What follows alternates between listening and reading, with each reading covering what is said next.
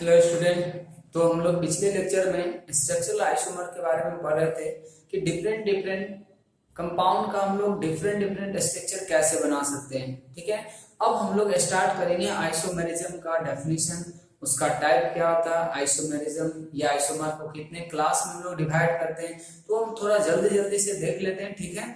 तो फिर हम लोग नेक्स्ट इसका क्वेश्चन करेंगे। जैसे देखिए, पहला है आइसोमर का डेफिनेशन। तो अगर आइसोमर को बहुत अच्छी तरीके से डिफाइन करना चाहे, ऐसे इसका बहुत सारा आपको डेफिनेशन मिलेगा, लेकिन एक सटीक डेफिनेशन जो है वो बस इसमें दो ही टर्म याद रखना आपको कि आइसोमर का मतलब होता है मॉलिक्यूलर फॉर्मूला सेम हो जाए, प्रॉपर्टी अलग हो जाए। ठीक है, तो उसको हम लोग क्या बोल देते हैं, आइसोमर बोलते हैं। मतलब कि दो या दो से ज्यादा ऐसे कंपाउंड जिनके स्ट्रक्चर आपस में, ये मॉलिक्यूलर फॉर्मूला आपस में क्या हो, सेम हो, लेकिन उसका प्रॉपर्टीज अलग हो। प्रॉपर्टीज कहने का मतलब हो सकता है कि फिजिकल प्रॉपर्टी डिफर कर रहा, हो सकता है दोनों का केमिकल प्रॉपर्टी डिफर कर रहा, हो सकता है कि दोनों ही प्रॉपर्टी डिफर करे। ठीक है, तो बस दो पॉइंट आपको याद रखना है आइसोमर के डेफिनेशन में कि मॉलिक्यूलर फॉर्मूला ये सेम रहना चाहिए, ठीक है, और प्रॉपर्टीज क्या होना चाहिए, अलग होना चाहिए। आइसोमर होने का यही दो कंडीशन है, फॉर्मूला सेम और प्रॉपर्टीज अलग। आप देखिए, अगर फॉर्मूला सेम हो जाएगा तो क्या उसका मॉलिक्यूलर मास सेम नहीं होगा क्या? तो वो भी कहीं कहीं लिखा हो रहा था कि सेम मॉलिक्यूलर मास, तो दोनों में से कोई भी एक टर्म अगर आप बोलते हैं तो वो बात सही माना जाता है। और प्रॉपर्टीज क्या होना चाहिए, डिफरेंट होना चाहिए। उसको हम लोग बोलते हैं आइसोमर, उस कंपाउंड को एक दूसरे का। और ये जो फेनोमेना होता है उसको हम लोग क्या बोलते हैं, आइसोमेरिज्म।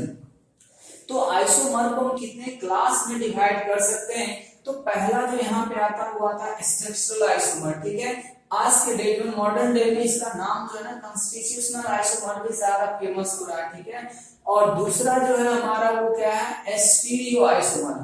दूसरा क्या है हमारा, स्टीरियो। ये जो स्ट्रक्चरल वाला पार्ट है वो हमारा एनालिसिस, मॉलिक्यूल का, चलिए यहाँ सब अक्सर 3D आएगा। ये जो एनालिसिस है वो 2 डायमेंशनल एनालिसिस होता है। स्टीरियो में जो एनालिसिस होगा वो हमारा क्या होगा, 3 डायमेंशनल एनालिसिस होता है। तो हम यहाँ पे 2D और 3D की जो बात करें वो हम लोग डायमेंशन की बात करें, एनालिसिस की बात करें, वहां पे हमें 3 डायमेंशनल मॉलिक्यूल जज करने पड़ेंगे। ठीक है, यहाँ पे हमारा मॉलिक्यूल का 3 डायमेंशनल अरेंजमेंट या ओरिएंटेशन या उसका एनालिसिस जरूरत नहीं पड़ता। लेकिन आपको किसी कंपाउंड का अगर स्टीरियो आइसोमर समझना है तो उस कंपाउंड का आपको 3 डायमेंशनल व्यू को एनालाइज करना पड़ता है, इसीलिए हम वहां पे 3D और 2D लिखे हैं। अब देखें कि स्ट्रक्चरल या कॉन्स्टिट्यूशनल, लेकिन वर्ड पे ध्यान रखें, ये वर्ड है कॉन्स्टिट्यूशनल, इसी से मिलता जुलता एक और वर्ड है कन्फॉर्मेशन, उसके बाद हम लोग क्या बोलते हैं, कॉन्फ़िगरेशनल। ये 3 वर्ड है, कॉन्स्टिट्यूशनल, कन्फॉर्मेशनल और कॉन्फ़िगरेशनल। तो कन्फॉर्मेशनल और कॉन्फ़िगरेशनल स्टीरियो होता है, और कॉन्स्टिट्यूशन का मतलब क्या है, स्ट्रक्चरल आइसोमर है। तो स्ट्रक्चरल आइसोमर के कौन कौन से टाइप है वो हम लिखें। पहला है चेन आइसोमर, दूसरा है पोजीशन आइसोमर, तीसरा है फंक्शनल, चौथा है रिंग चेन। एक्चुअली ये दोनों एक दूसरे से रिलेट होते हैं, फंक्शनल आइसोमर में भी आप ले सकते हैं, लेकिन बहुत सारे बुक्स में इसको अलग से भी डील किया गया है।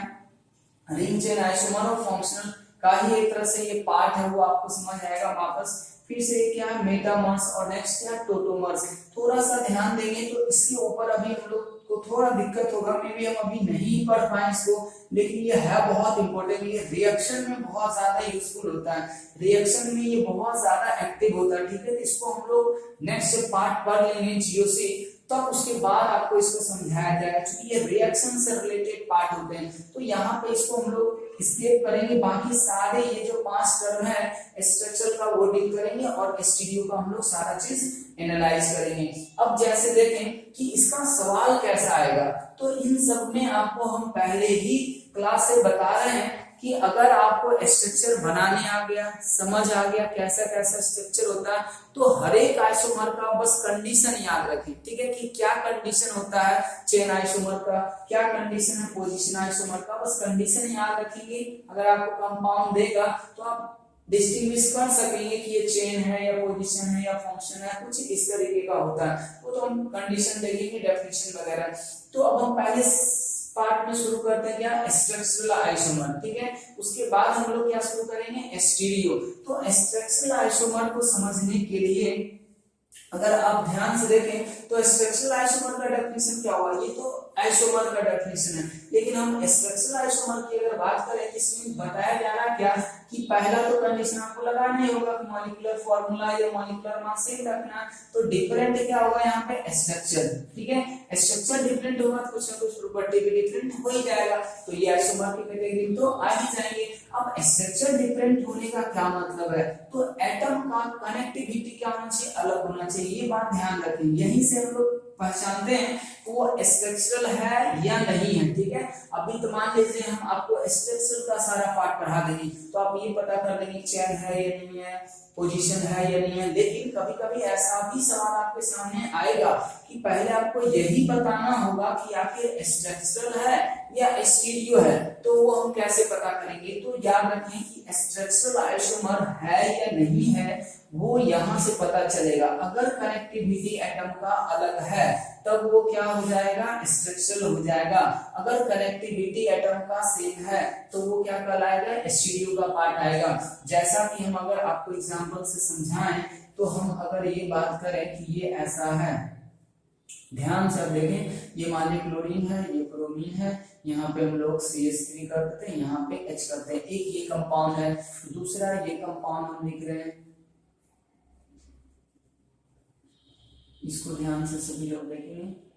अब यहाँ पे देखें, अगर कोई कहता है कि ये 1 और 2 स्ट्रक्चरल है या स्टीरियो है तो आपको कैसे पता करेगा, ठीक है, कि स्ट्रक्चरल आइसोमर है एक दूसरे का या स्टीरियो, तो पहले तो हम ये चेक कर लेते हैं ना कि ये आइसोमर है भी या नहीं है। तो आइसोमर होने का कंडीशन क्या है, मॉलिक्यूलर फॉर्मूला, प्रॉपर्टीज तो हम लोग बाद में चेक करते हैं, अगर आइसोमर चेक करना तो मॉलिक्यूलर फॉर्मूला चेक कर लें, प्रॉपर्टीज ऑलरेडी अलग आता ही है कंपाउंड, अगर उसमें कुछ आपको डिफरेंस दिख रहा तो।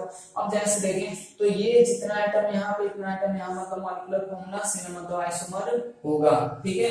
अब देखें कि इन दोनों में आपको क्या फर्क नजर आ रहा है, तो हमें अगर ये देखना कि दोनों स्ट्रक्चरल है या नहीं है तो हमें क्या देखना होगा, कनेक्टिविटी। कनेक्टिविटी का ये मतलब होता है कि जिस एटम से जैसा ग्रुप पहले लगा हुआ था क्या वैसा ही ग्रुप बाद में भी लगा हुआ या कनेक्टिविटी चेंज हो गया। अब सोचें, यहाँ पे देखें क्लोरीन ब्रोमीन सेम कार्बन से जुड़ा हुआ है, इस कंपाउंड के अंदर क्लोरीन और ब्रोमीन सेम कार्बन पे जुड़ा हुआ, क्या यहाँ पे सेम कार्बन पे जुड़ा हुआ है, क्या नहीं जुड़ा हुआ, तो इसका मतलब ये समझ में आ जाना चाहिए कि कनेक्टिविटी क्या हो गया है, अलग हो गया। अगर कनेक्टिविटी अलग हुआ इसका मतलब ये क्या हो जाएंगे, स्ट्रक्चरल आइसोमर होंगे। अब अगर स्ट्रक्चरल हुआ तो ये इन्हीं में से 6 में से कोई ना कोई टाइप रहा होगा, तो आपको अब पहचानना है कि आखिर ये दोनों इन 6 में से कौन से टाइप का, क्या वो एक दूसरे के चेन आइसोमर है, क्या वो एक दूसरे के पोजीशन है या फंक्शन है या रिंग चेन है, कुछ इस तरह से। तो अब हम कैसे ये सारा सवाल करेंगे, तो मेरे समझ से इतना देखने के बाद आपको अब पता चल रहा होगा कि ये आइसोमेरिज्म के टाइप से किस तरह के सवाल आएंगे। आपको कंपाउंड दिया रहेगा, बस आपको सेलेक्ट करना है कि ये एक दूसरे के किस तरह के आइसोमर है, या फिर ऐसा भी सवाल आ सकता है कि आपको कोई कंपाउंड दे देगा, कहेगा इसका ये आइसोमर लिखिए, चेन आइसोमर और कितने हो सकते हैं, तो हम लिख रहे तो आराम से सीख ही चुके हैं। अब देखें इसी को कोई ऐसे लिखता, अगर ध्यान से देखें, हम कनेक्टिविटी वर्ड को आपको समझाने की कोशिश कर रहे हैं, अगर यहाँ पे कोई ऐसे लिखता, ठीक है, और एक ऐसे लिखता, अब यहां से गौर से देखिए कि ये जो पहला दूसरा है, क्या इन दोनों में आपको लग रहा है कि कनेक्टिविटी चेंज हुआ है। कनेक्टिविटी चेक करने का तरीका हम क्या बताएं, देखें कि जो एटम जिससे पहले जुड़ा हुआ क्या सेम तरह से जुड़ा हुआ। हम ये देख रहे हैं कि एक कार्बन पे 2 क्लोरीन, ये एक क्लोरीन एक ब्रोमीन है, या आप ऐसे सोचें कि क्लोरीन और ब्रोमीन सेम कार्बन से जुड़ा हुआ, तो क्या देखें इसमें भी सेम कार्बन से जुड़ा हुआ, क्या क्लोरीन और ब्रोमीन सेम कार्बन पे जुड़ा हुआ, उसी कार्बन पे जुड़ा हुआ है, ठीक है। ऐसे आप इसको यहाँ कर दे कोई फर्क नहीं पड़ेगा, क्योंकि मॉलिक्यूल को रोटेट कर लेंगे, ठीक है। तो कंपाउंड कनेक्टिविटी करने का मतलब यही हुआ कि आप देखें किस एटम का कनेक्टिविटी किसके साथ था, क्या बाद में भी वही रहा या चेंज हुआ। तो देखिए सेम कार्बन के ऊपर ये जुड़ा हुआ, ठीक है।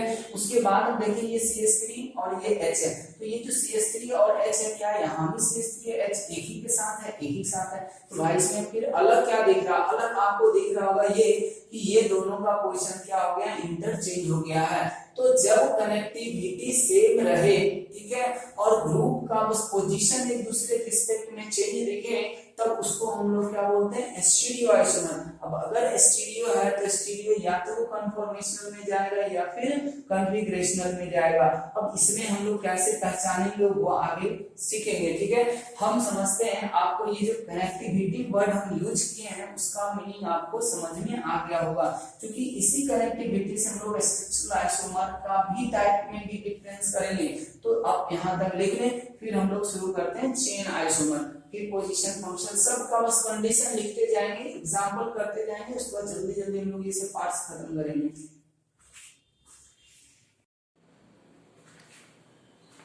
देखिए हम लोग चेन आइसोमर को स्टार्ट कर रहे हैं, ठीक है। चेन आइसोमर का जो कंडीशन है, आप देखिए हम यहाँ डेफिनेशन नहीं लिख रहे हैं, कारण क्या है ना कि आपको सारे डेफिनेशन में एक ही टर्म जोड़ना है, मॉलिक्यूलर मास सेम होना चाहिए, मॉलिक्यूलर फॉर्मूला सेम होना चाहिए, ये चीज डिफरेंट होना चाहिए। तो जो चीज डिफरेंट होना चाहिए ना हम वो लिख रहे हैं, ठीक है।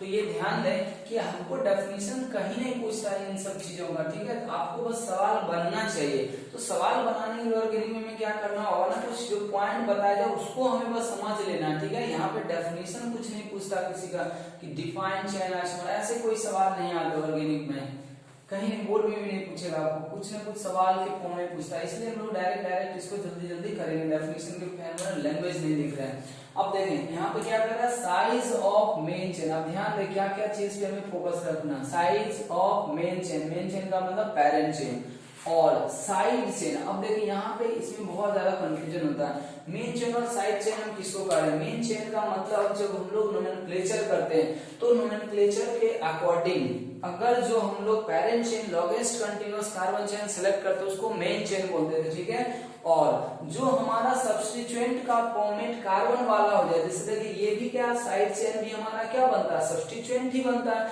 लेकिन कुछ सब्स्टिट्यूएंट जो है ना ऐसे भी होते हैं, NO2Cl Br NH2 कुछ भी OH ऐसा, और कुछ सब्स्टिट्यूएंट हमारा अल्काइल ग्रुप जैसा बनता है, कार्बन कंटेनिंग बनता है। तो यहाँ पे हम इसीलिए इसको लिख रहे हैं क्या कि मेन चेन और साइड चेन। जब साइड चेन की बात आएगा तो देखेंगे कि हमारा अल्काइल ग्रुप क्या क्या है, ठीक है, उस तरीके का है। और बोथ या तो मेन चेन या फिर साइड चेन या फिर क्या हो सकता है, दोनों ही डिफर कर सकता है, या फिर क्या कर सकता है वो दोनों ही डिफर कर जाए, तब तो उसको हम लोग क्या बोलते हैं, चेन आइसोमर। तो डिफरेंस किसके किसके बीच में होना चाहिए, पेरेंट चेन अलग हो जाए तो चेन आइसोमर, या एंड नहीं लिखा हुआ या लिखा हुआ, या तो ये नहीं हुआ तो दूसरा देखेंगे। अगर मान लीजिए कभी ऐसा आपको लगे कि साइड चेन ये पेरेंट चेन क्या है दोनों का सेम है, तब हम ये देखेंगे क्या साइड चेन अलग है क्या।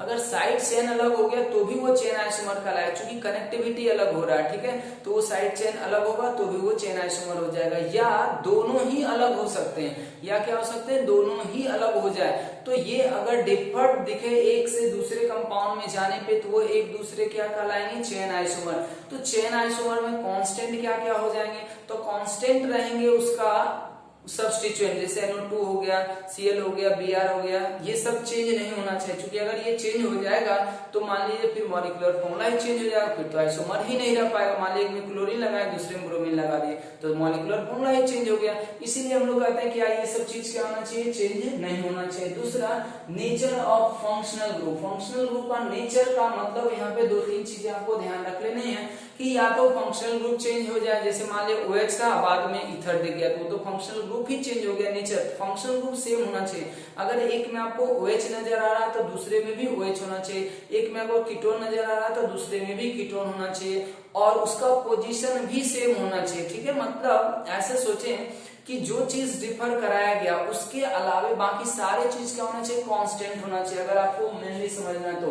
और ये ध्यान दे जो कंडीशन बताया जाएगा ना आपको आइसोमर का, उसको ध्यान रखें, आप एग्जांपल पे ना जाए, एग्जांपल तो बहुत सारे आएंगे, आप एग्जांपल से बहुत ज्यादा हम लोग बस क्लियरेंस के लिए देते हैं एग्जाम्पल कि ये सब बात आपको क्लियर हो जाए, बट कोई जरूरी नहीं कितना ही एग्जाम्पल आए, अलग अलग तरीके का एग्जाम्पल पूछे जा सकते हैं। लेकिन आप अगर ये सब टर्म ध्यान रखते हैं और उसको कैसे लगाते हैं, अगर वो आपको समझ में आ गया तो किसी भी तरीके का सवाल आएगा तो आप उसको डिसाइड कर पाएंगे। तो हम समझते हैं कंडीशन सभी लोगों को समझ में आ गया होगा। चेन आइसोमर का क्या क्या चेंज होना चाहिए, पेरेंट चेन अलग हो जाए तो भी चेन आइसोमर है, या फिर साइड चेन अलग हो जाए तो भी चेन आइसोमर है। साइड चेन क्या होता है वो आपको हम समझा रखें, या दोनों ही अलग हो जाए किसी कंपाउंड में तो वो चेन आइसोमर होगा। इसके अलावा बाकी सारी चीज क्या होना चाहिए, कांस्टेंट होना चाहिए। अब हम यहाँ कुछ एग्जांपल लेके रखे हैं। अब जैसे देखें ऐसा भी हो सकता है, बहुत ऐसे देखा जाता है, जैसे मान लीजिए पहला अल्केन है CH4, इसका कोई चेन आइसोमर नहीं बन सकता क्योंकि पेरेंट चेन तो एक ही होगा।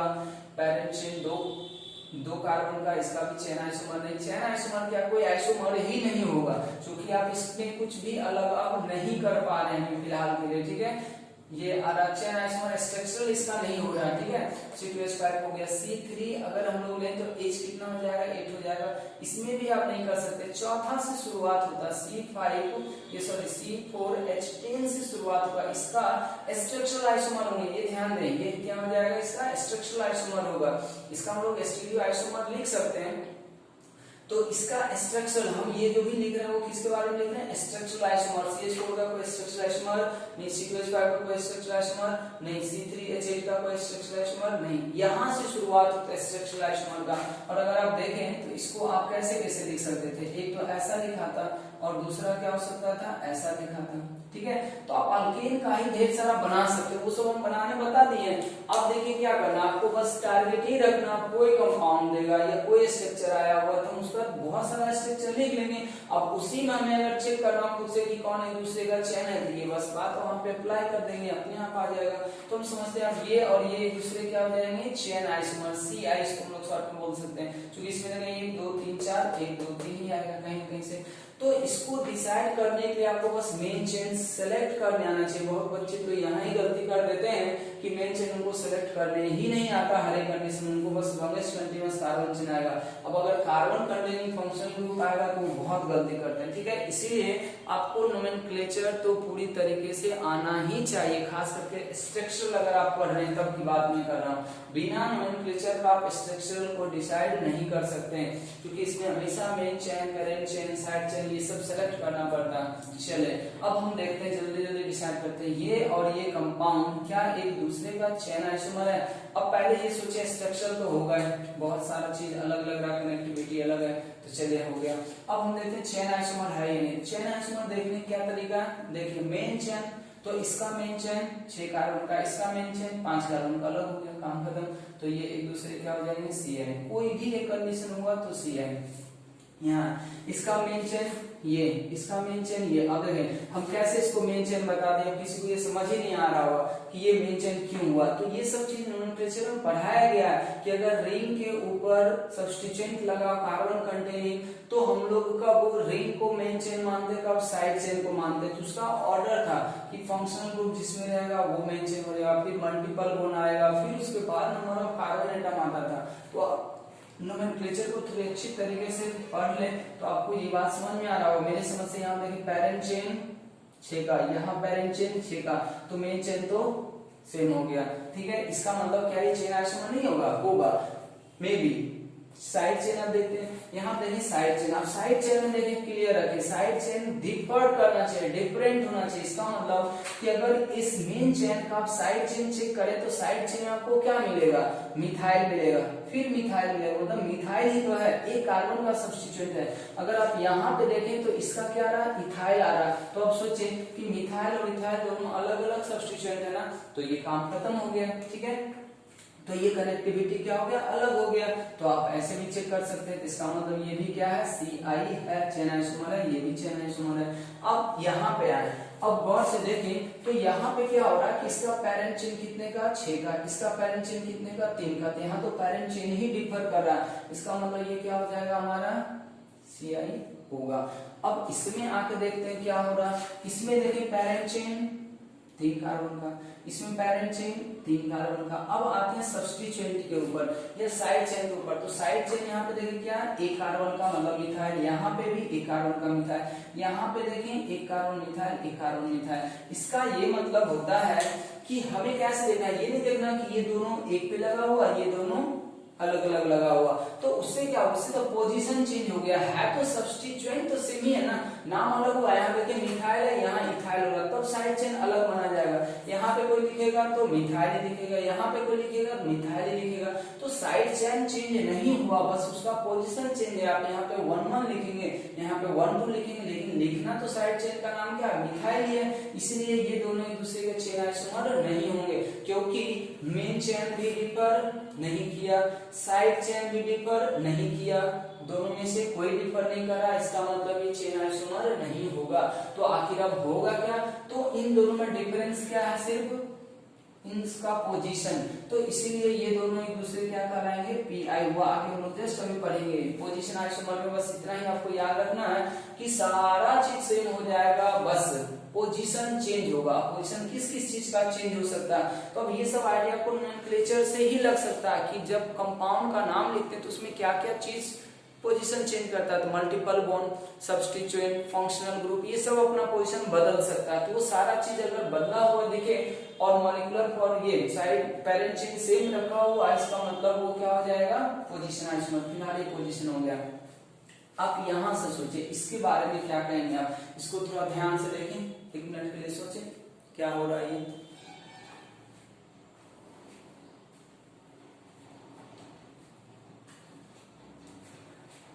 देखिए अब देखिए इसको हम कैसे करें, इसीलिए हम बता रहे हैं क्वेश्चन का कोई लिमिटेशन नहीं है, आपको बस ये 3 बात पे ध्यान रखना, 3 वर्ड पे ध्यान रखना, इसको बस अलग कर देना। अब देखिए इसमें हम क्या करेंगे, इसको हम लोग क्या कर सकते हैं, देखिए यहाँ पे पैरेंट चेन 4 कार्बन का, ये पैरेंट चेन 3 कार्बन का।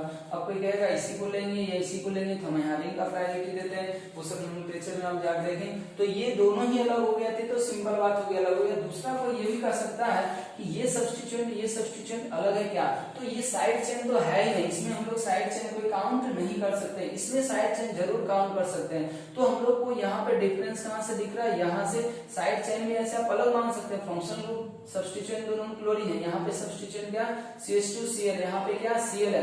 क्या ये दोनों सब्स्टिट्यूएंट अलग है क्या, अलग नहीं है, बल्कि हम लोग एक ही मानेंगे, क्योंकि ये भी क्या साइड चेन के काउंट में ही आएगा। बस CH3 के हटा के हम लोग एक H को हटा क्या करते हैं, Cl लगा देते हैं, ठीक है। तो ऐसे यहाँ से हमें पता चल ही गया है कि ये और ये अगर अलग हो जाए तो ही हो जाएगा, या दोनों भी अलग हो रहा तो भी होगा, इसका मतलब ये भी क्या हमारा चेन आइसोमर होगा। अब इसमें आके देखें बेंजीन रिंग हमारा पैरेंट चेन, ये भी पैरेंट चेन, सब्स्टिट्यूएंट सेम, बस अलग क्या पोजीशन, इसका मतलब ये भी क्या हमारा पीआई। एक्चुअली हम पीआई पढ़े नहीं है, बट उसमें बस यही लिखना है कि डिफरेंस क्या होगा, सिर्फ पोजीशन का होगा। अब इसमें ध्यान से देखें, अब यहाँ से कोई क्या करेगा, सेलेक्ट करेगा, हम इसको ऐसे लिखते हैं, बस इसको चेंज करते हैं, इसको ऐसे लिखेंगे। तो अधिकांश बच्चे क्या करते हैं, ये ऐसे खींचेंगे। इसमें देखिए कितने का पैरेंट चेन आया, 3 का, इसमें कितने का पैरेंट चेन आया, 3 का, ठीक है। अब ये CN फंक्शनल ग्रुप सेम है, ठीक है। ये 1 पे लगाओ, ये 2 पे लगाओ, क्या ये एक दूसरे का पोजीशन आइसोमर है क्या, देखें। अब ये पोजीशन नहीं होगा, क्यों नहीं होगा, क्योंकि हम पैरेंट चेन गलत काउंट किए यहाँ पे। इसीलिए हम बोल रहे थे कि कार्बन जब आता है ना तो उसमें तो आराम से लोग सिलेक्ट कर लेते हैं, लेकिन जब फंक्शनल ग्रुप कंटेनिंग कार्बन आएगा तब वहां पे पैरेंट चेन सिलेक्ट करने में गलती होता है। तो ये चीज आपको नोमेनक्लेचर से ही पता होना चाहिए कि हम नंबरिंग हमेशा फंक्शनल ग्रुप के कार्बन से करते हैं। अगर फंक्शनल ग्रुप में कार्बन है तो यहाँ भी करेंगे तो 1 2 3 4 का बनेगा, यहाँ भी करेंगे तो 1 2 3 का बनेगा। इसका मतलब इसका पैरेंट चेन 4 कार्बन का है और इसका पैरेंट चेन मात्र 3 कार्बन का है, ठीक है। इसका पैरेंट चेन मात्र 3 कार्बन का है, तो 4 और 3 में डिफरेंस आ गया ना, इसका मतलब क्या हो गया, ये चेन आइसोमर, तो ये CI हो जाएंगे। इसको देखें फिर से वही फंक्शनल ग्रुप कंटेनिंग है, इसमें भी 1 2 3 4 जाएंगे, ये भी CI हो गया, ठीक है। फिर इसमें देखिए आप, इसमें 4 का, इसमें 3 का, इसमें 4 का, इसमें 3 का, तो पैरेंट चेन तो अलग हो गया। क्या ये चेन आइसोमर हो जाएंगे? नहीं होंगे। क्यों नहीं होंगे? क्योंकि इसके साथ ये भी तो लिखा गया आपका कि ये सब तो अलग होना चाहिए, लेकिन कुछ चीज कांस्टेंट भी रहना चाहिए। वो कांस्टेंट में क्या? Functional group. तो यहाँ पे देखिए आप फंक्शनल ग्रुप आपका अल्कोहल है और यहाँ पे फंक्शनल ग्रुप क्या आ गया? ईथर आ गया। कोई कहेगा यहाँ भी तो ऐसा ही था, यहाँ अलग हुआ, तो हम क्यों अलग मान लिए? अलग चेन आइसोमर, लेकिन यहाँ पे फंक्शनल ग्रुप अलग नहीं हो रहा, यहाँ पे फंक्शनल ग्रुप अलग नहीं हो रहा, ये एज ए सब्स्टिट्यूएंट ही माना जाएगा, सेम सब्स्टिट्यूएंट के जैसा बिहेवियर शो करेगा, इसीलिए हम लोग इसको क्या कर रहे हैं? चेन आइसोमर में काउंट करते हैं। फंक्शनल ग्रुप अलग होगा तब हम लोग उसको फिर से क्या मान लेंगे? Fg मान लेंगे। ये ध्यान से याद रखें इसको, ठीक है? तो हम समझते हैं, यहाँ भी देखें ये भी मेरे समझ से Ci हो जाएगा, क्योंकि ये और ये क्या है? अलग है, ठीक है? तो इस चीज को ध्यान रखें। या आप यहाँ से भी देख सकते हैं, इसका नाम कुछ अलग होगा, इसका नाम कुछ अलग होगा, तो दोनों सब्स्टिट्यूएंट का नाम क्या अलग है, तो साइड चेन भी हम लोग डिफर मान सकते हैं। लेकिन साइड चेन के लिए हम बता रखे थे यहाँ क्या, आपको बस कार्बन वाले को ही लेना, ठीक है? इसीलिए हम इसको साइड चेन से नहीं लेके क्या लिखे? मेन चेन से ही हम लोग देख लिए। जो फंक्शनल ग्रुप अलग था नहीं, तो मेन चेन तो अलग दिख ही रहा, फंक्शनल ग्रुप में कोई चेंजिंग दिख नहीं रहा, इसीलिए हम इसको क्या मान रहे हैं? चेन आइसोमर मान रहे हैं। तो चेन आइसोमर आप इस तरीके से डिसाइड कर सकते हैं। नेक्स्ट हम लोग पोजीशन करते हैं, इसको जल्दी से नोट करें। नेक्स्ट है हमारा पोजीशन आइसोमर। अब इसमें देखिए हम लोग क्या करते हैं, आपको बस फिर से वही ध्यान रखना क्या क्या चीज चेंज होने वाला है। तो फंक्शन ग्रुप हो सकता है डबल बॉन्ड, मतलब आप यहाँ डबल या मल्टीपल कर दे, ज्यादा अच्छा रहेगा। मल्टीपल बॉन्ड कर दे, मल्टीपल बॉन्ड एंड सब्स्टिट्यूएंट, ठीक है? अब इन सब का अगर सिर्फ पोजीशन चेंज कर रहा हो, लेकिन सेम भी वहां कुछ होना चाहिए। सेम क्या होना चाहिए? पेरेंट चेन सेम होना चाहिए और साइड चेन सेम होना चाहिए, ठीक है? तब उसको हम लोग क्या बोलते हैं? पोजीशन आइसोमर बोलते हैं। बस आप सिर्फ यही सब पॉइंट याद रखें। आप इसी पॉइंट को क्वेश्चन में लगाने के लिए धीरे धीरे प्रैक्टिस करें। अगर ये सब लगाने आ जाएगा तो आप किसी भी तरह के सवाल को डिस्कस कर सकते हैं, पोजीशन है या नहीं है। अब जैसे यहाँ पे देखें, पेरेंट चेन 6 का, साइड चेन भी सेम एक एक मिथाइल का है, मतलब एक एक कार्बन का, ऐसे देखें, ठीक है? तो इसमें अलग क्या आपको लग रहा है कि ये दोनों पोजीशन चेंज हुआ, इसका मतलब ये एक दूसरे के पीआई है, ठीक है? अब यहाँ पे देखें 1 2 3 4, इसको काउंट करेंगे 1 2 3 4, तो पेरेंट चेन तो सेम हो ही गया। अब अंतर क्या है? NH2 है फंक्शनल ग्रुप, NH2 होता है फंक्शनल ग्रुप एमाइन। तो अब इन दोनों में डिफरेंस क्या दिख रहा है आपको? पोजीशन का। ये पोजीशन का डिफरेंस ये कैसे पता चलेगा? नोमेनक्लेचर से पता चलेगा। ये 1 पे है, वो 2 पे है, तो इस तरीके से हो जाएगा। इसमें बहुत सारा एग्जांपल नहीं लेना चाह रहे हैं, इसमें देखिए क्या 1 2 3 4 होगा, इसमें 1 2 3 होगा, ठीक है? इसका मतलब यहाँ पेरेंट चेन का ही डिफरेंस हो गया। इसका मतलब ये पोजीशन नहीं कर रहा है, ये नहीं देखना कि 2 पे ये 1 पे, पेरेंट चेन ही डिफर कर रहा है, तो फिर पोजीशन होगा नहीं। और ऐसे भी ये 2 पे नहीं होगा, बल्कि ये 1 पे ही होगा, ये 1 पे ही होगा, क्योंकि नंबरिंग हमेशा फंक्शनल ग्रुप वाले कार्बन से करना, तो पोजीशन तो चेंज हुआ नहीं, बस डिफरेंस किसका है? पेरेंट चेन का। तो इसको हम लोग बोलेंगे क्या? Ci। ये हो जाएगा हमारा Ci। अब देखें, एक हम सवाल जो हर एक आइसोमर में छोड़ते जा रहे हैं, वो इस तरह का सवाल हम यहाँ करा दिए। हो सकता था कि ऐसा सवाल आपसे चेन आइसोमर में ही पूछता, कोई कंपाउंड देता। अब देखिए कैसे कैसे हमारा आंसर कम होता चला जाएगा। अगर कोई कंपाउंड देता, ठीक है, तो उसका आपको क्या करा था? ऑल पॉसिबल स्ट्रक्चर लिखिए। जब आप टाइप पढ़ लिए तो अब हो सकता है उस कंपाउंड का सिर्फ आपको पूछे कि ऑल पॉसिबल चेन आइसोमर लिखिए। तो करना क्या है? तरीका तो उतना ही लिखना है आपको, बस आपके दिमाग में रखना हमें सिर्फ वैसा ही स्ट्रक्चर लिखना जिसके पेरेंट चेन या साइड चेन में चेंज हो रहा होगा, तो आप उसी को फिर वापस सेलेक्ट भी कर सकते, तो आराम से बन जाएगा। फिलहाल हम एक यहाँ पे क्वेश्चन लिए हैं, करा टेट्रा क्लोरोसाइक्लोब्यूटेन। इसका क्या मतलब हुआ कि ब्यूटेन के साइक्लोब्यूटेन में 4 क्लोरीन एटम को ऐड करना है, तो उसको हम लोग पोजीशन कितने तरह से चेंज कर सकते हैं? पोजीशनल आइसोमर लिखना। सोचिए अगर हम ऐसा देखें, साइक्लो 1 2 3 और 4, तो ये 4 आ जाएगा। एक तो ऐसा हमारा आ रहा है, और कोई सोचेगा तो वो क्या कर सकता है? देखिए इसमें, इसी में क्या करना आपको? 4 क्लोरीन को अलग अलग तरीके से लगा देना, जिसका पोजीशन अलग अलग हो जाए। अगर हम इसकी बात करेंगे, आएगा 1 2 3 4, सारा चीज सेम रख रहे हैं, ठीक है, बस पोजीशन चेंज कर रहे हैं। यहाँ पे अगर देखें तो आएगा मेरे समझ से 1 1 फिर 3 3, एक भी पोजीशन अलग मतलब पोजीशन आइसोमर, ठीक है। तीसरा अगर कोई सोचे इसमें तो और कोई क्या कर सकता था, कोई ऐसे कर सकता था कि दो कार्बन को एक पे ही रखते हैं, ये दो क्लोरीन को एक पे रखते हैं, एक को फिर हम यहाँ रख देते हैं, 4 क्लोरीन लगाना, तो एक को हम ऐसे भी रख सकते हैं। इसमें देखें क्या रहा 1 1 2 2, कुछ लग 1 ऐसा रहा। और कोई सोचे क्या कर सकता है, देखिए वापस फिर से वही सब काम करना, बस आपको अरेंजमेंट करना। और कोई सोचे क्या क्या हो सकता था, कोई ऐसा कर सकता है क्या, एक तो यहाँ लिख दिया, एक को यहाँ लिख दे, एक को यहाँ लिख दे, ऐसे देख लें। अब इसका अगर नमी कोई सही तरीके से करेगा तो आएगा 1, 1, 2, 3, चूंकि 1 से यहीं से शुरू करेंगे, फिर 2 इधर जाएंगे, 1, 1 पे 2 है, फिर 2 पे, फिर 3 पे, ऐसा तो कोई नहीं आया था। और सोच के देखें, कोई सोचना तो पड़ेगा आपको, इन तरह के सवाल में इसका कोई फॉर्मूला नहीं होता, आप झट से बनाएंगे, आपको सोचना तो पड़ेगा। अब देखें और क्या अरेंजमेंट हो सकता है कि जो हमें लग रहा है कि और हम अलग कर सकते हैं। तो अब सोचिए 4 एक पे हो गए, 2 ये हो गया, यहाँ हो गया।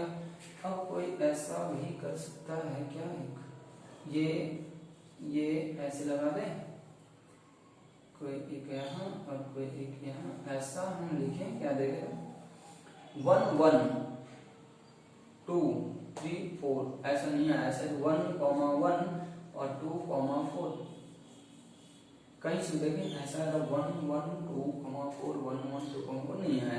अब और कोई अरेंजमेंट देखें, और कोई अरेंजमेंट हमें ऐसे लग नहीं रहा कि कोई अरेंजमेंट अब बच रहा है, बट अब ट्राई करके देखें, कैसे भी आप करेंगे मेरी समझ से आपको कोई सेम हो जाएगा, ठीक है। तो इसी तरह के सवाल और भी हो सकते हैं, मान लीजिए आपको बेंजीन नहीं मिल रहा, इन सब का आप लिख के देख सकते हैं, इन सब का आप लिख के देख सकते हैं। मान लीजिए कोई ऐसे दे दिया, ठीक है, इसका क्या बताइए और कितना पॉसिबल आइसोमर हो सकता है पोजीशन, मतलब हम ये डायरेक्टली करना चाह रहे हैं कि बेंजीन के ऊपर 2 क्लोरीन को लगाना, तो इसका और कितना पॉसिबल पीआई हो सकते हैं। अब मान लीजिए बेंजीन के ऊपर किसी को 3 क्लोरीन लगाना, हम मिटा देते हैं इसको, आप ऊपर से देख लें, इसको आप घर में प्रैक्टिस कर सकते हैं, हम प्रैक्टिस के लिए दे दे रहे हैं। बाकी फंक्शनल आइसोमर हम लोग नेक्स्ट वीडियो में ही करेंगे, तो आप ये यहाँ तक कर लें।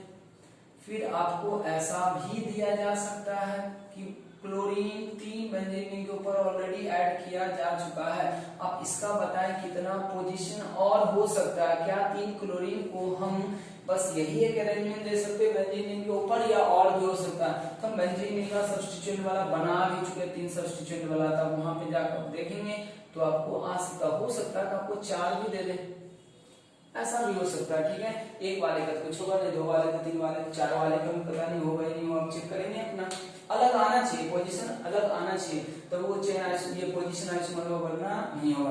तो हम लोग नेक्स्ट वीडियो में करेंगे फंक्शनल और बचे हुए आइसोमर को खत्म करेंगे, फिर हम लोग चलेंगे एसटीडीओ में, जो कि बहुत इंपॉर्टेंट होगा।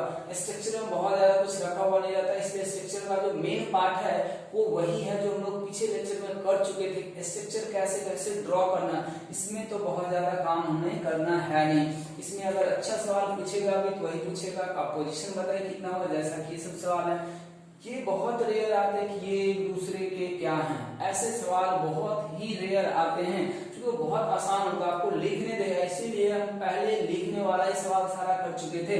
तो अब ऐसा आएगा तो बस आपको लिखने में बस थोड़ा सा डेफिनेशन को यूज करना और आंसर करना।